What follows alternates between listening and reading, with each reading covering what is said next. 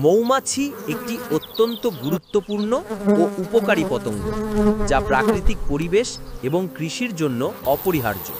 মৌমাছির কাজ হলো পরাগায়ন, অর্থাৎ একটি ফুল থেকে আরেকটি ফুলে পরাগ সরিয়ে দিয়ে ফল ও বীজ উৎপাদনে সহায়তা করা। পৃথিবীর প্রায় 70% খাদ্য উৎপাদনে মৌমাছির এই পরাগায়নের ভূমিকা রয়েছে। মৌমাছি দলবদ্ধভাবে বসবাস করে, যাকে বলা হয় মৌচাক। প্রতিটি মৌচাকে থাকে এক রানী মৌমাছি, অনেক কর্মী মৌমাছি এবং কিছু সংখ্যক পুরুষ মৌমাছি। রানী মৌমাছি ডিম পাড়ে, কর্মীরা খাদ্য সংগ্রহ, ঘর তৈরি ও মৌচাকের নিরাপত্তা নিশ্চিত করে, আর পুরুষ মৌমাছির কাজ মূলত প্রজনন। মৌমাছি ফুলের মধু সংগ্রহ করে, যা তারা তাদের শরীরের মাধ্যমে রূপান্তর করে মধুতে, একটি অত্যন্ত পুষ্টিকর ও ঔষধি গুণ সম্পন্ন খাদ্য। প্রাচীনকাল থেকেই মধু মানুষের খাদ্য, ওষুধ ও রূপচর্চায় ব্যবহৃত হয়ে আসছে। তবে আজকাল কীটনাশক, পরিবেশ দূষণ ও জলবায়ু পরিবর্তনের কারণে মৌমাছির সংখ্যা আশঙ্কাজনকভাবে হ্রাস পাচ্ছে, যা মানবজাতির খাদ্য নিরাপত্তার জন্য বড় হুমকি। মৌমাছির বিলুপ্তি মানে হবে কৃষিতে ব্যাপক ক্ষতি এবং জীব বৈচিত্র্যের ভারসাম্য নষ্ট হয়ে যাওয়া। তাই আমাদের উচিত মৌমাছি সংরক্ষণের জন্য সচেতন হওয়া, কীটনাশক কম ব্যবহার করা এবং পরিবেশ বান্ধব কৃষি পদ্ধতি গ্রহণ করা।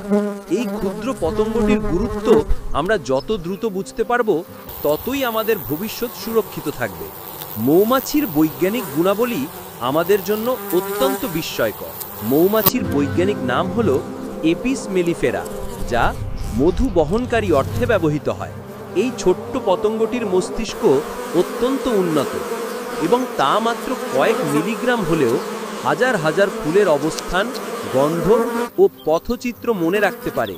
মৌমাছির চোখ যৌগিক, যেখানে হাজার হাজার ছোট লেন্স থাকে। এই চোখ দিয়ে তারা অতি বেগুনি আলোও দেখতে পারে, যা মানুষ দেখতে পারে না।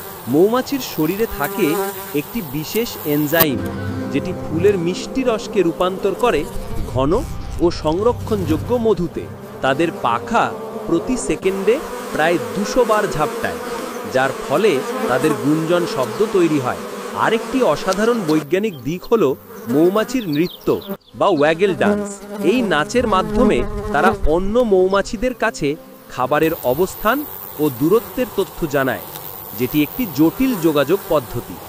এছাড়াও মৌমাছির লালা এবং মোমে রয়েছে জীবাণুনাশক গুণ, যার কারণে মৌচাক জীবাণুমুক্ত থাকে।